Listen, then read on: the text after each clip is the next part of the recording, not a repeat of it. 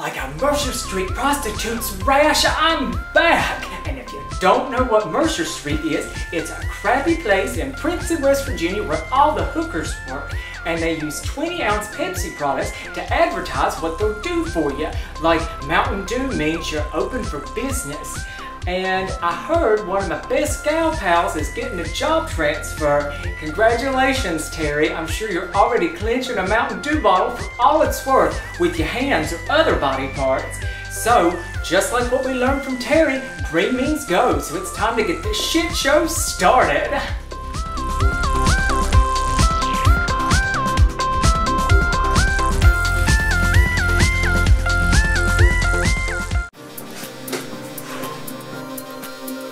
I'm sure you've all been like, girl, where's Adam at? Well, I had that hilarious thing, where I passed out and I made that Instagram post because I thought I was dying. You mean the one where you mentioned the Fresh Beat Band and, not your family or your mother or your friends or anyone else?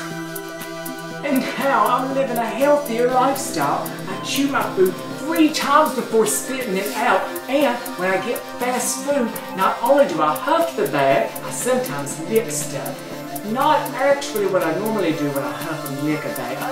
Anyway, here's what me and Jeremiah have been up to since. We've been trying to get internet famous. Watch our failed attempts. Do you know who this is? Down Julie Brown? Oh no, it's Scary Spice, you stupid son of a bitch. And then my favorite of all, the evil queen. The irony of this is she wanted to be the most beautiful, and she was on the outside, but Snow White was beautiful on the inside. That's what mattered. You're drinking again, aren't you? Actually, earlier when I was cooking with Chevy, she gave me some of her pot salad. Know what was in it? Guess what the end thing is now? Periscoping to 6-year-old when you try and make fashion out of Play-Doh. I'm gonna try it. Here's what I made. I don't think it's a fashion. It's a dick. I got a ticket for the long way around, the one with the prettiest view, and it's got sights and it's got trees. I got rivers on my knees, and it sure would be better with you. Are we famous yet? I'm nodding my head like yeah, keep moving my hips like yeah, put my hands up to play my song, my way.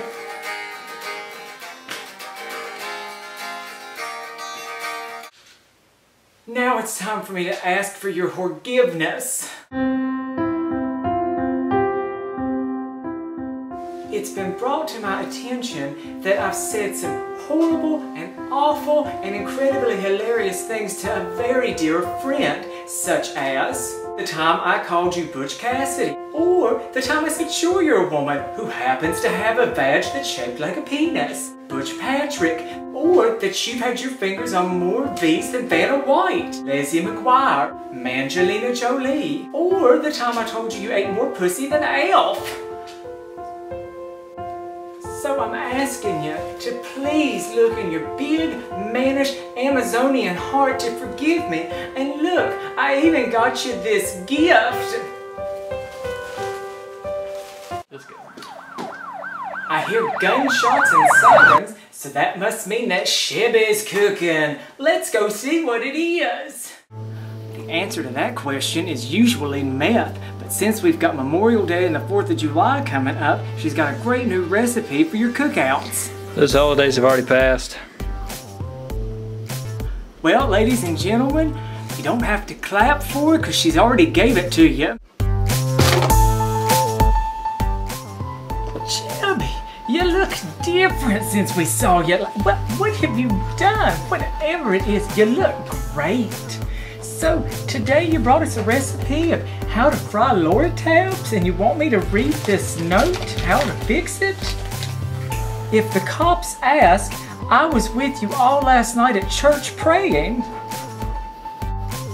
It looks great, and it smells just like the kind that Mom got incarcerated for.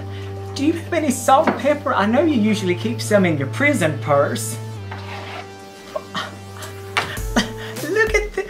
So creative. It's like earlier, I caught her making donuts that she said was Oxycontin candy flavored, and she was using what I thought was syringes, but she called flavor injectors.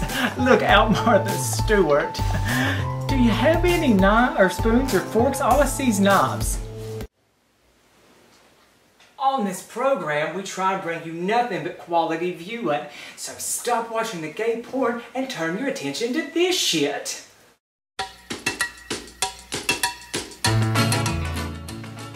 In 1987, Headlines Atlantis said, "Fuck you, box office, we're putting this shit in the theaters." And it can now be found in a $5 duck bin at Walmart. It's usually holding it up along with VeggieTales and Amanda Bynes DVDs.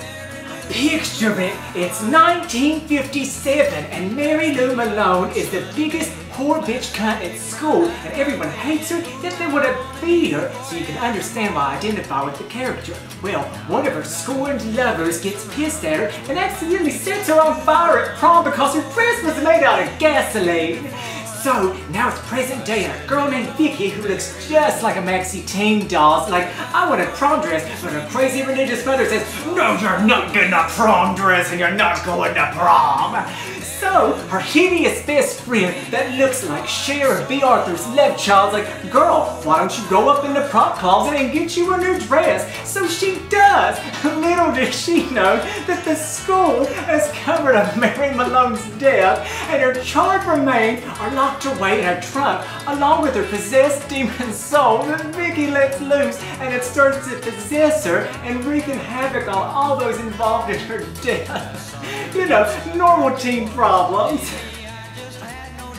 Two of Mary Lou's ex-scorned lovers figure out the crazy bitch is back and that she's wreaking havoc on the kinda sexy hot teens at school. So then Vicky starts to realize that she is being possessed and that slut Kelly Hillmandollar is running against her for prom queen. So it's some Wendy Wu homecoming warrior shit up in this bitch. All of Vicky's friends are dead and her carousel horse in her room comes to life. She starts swearing, she decorates her prom, she makes out with her father, then she kills her mother, and then she gets a bitchin' makeover. But her boyfriend finds out what's going on when he listens to this hilarious voicemail she left on an answering machine. Vicky goes to prom and Mary Lou manages to cross over into the real world. And they kill her, well they think they kill her, but there's a surprise twist ending. The crazy bitch is driving a car and you find out because of her personalized license plate. So this film leaves me with two questions. How the fuck did this bitch learn the complex technology of an answering machine? And then go the fuck to the DMV to get a personalized license plate? That was the 80s, kids. Feet stuck to the ground, and though I never did meet you before. Let's take a look at all the junk that's getting handled over on the Mantique Roadshow. What a marvelous specimen that you've brought in today to show to us. Could you tell me how you acquired this item? Yeah, my GPS rerouted me through this gay pride parade. Some queen dressed as Bette Midler, dressed as CC Bloom, handed it to me through my window. That's fascinating. Well, this once belonged to drag queen Virginia West, and one night, while performing a mashup lip sync of ABBA and Pam Tillis's Dancing Queen of Denial, a boy backup go-go dancer got in her way, she got pissed, she threw it at him, and if you look closely enough, you can see some of his body glitter still on the pectorals. So after that, he got pissed, he went backstage and stole her secret lotion that she called D-Duct, which was a cream for removing duct tape from your taint from being tucked all night. And then he took it and sold it to a huge corporation, and now they call it Goo Gone. Would you have any idea how much this is worth? I honestly really don't care. I'm pretty sure my GPS led me down this exact same street before the gay pride parade, so I really just want enough to buy a new GPS. It's worth $2. I'll take it. Cooking with Adam. Really, another cooking segment? What ifs? A banana split. First, just gonna gently let the banana loose out of its constricted prison. Very careful with it because it's its first time out. Now as for the ice cream, I like mine melted and warm. But I like to take a finger and check it first to make sure that it's just right. Sometimes even 2 fingers. Now I never use all 5 because then I would be a sloppy cook like Terry. And then you're going to gently put your banana into the ice cream. You don't just shove it in. You got to just ease it into the ice cream. Because that helps. And then after you're done, it's ready to eat.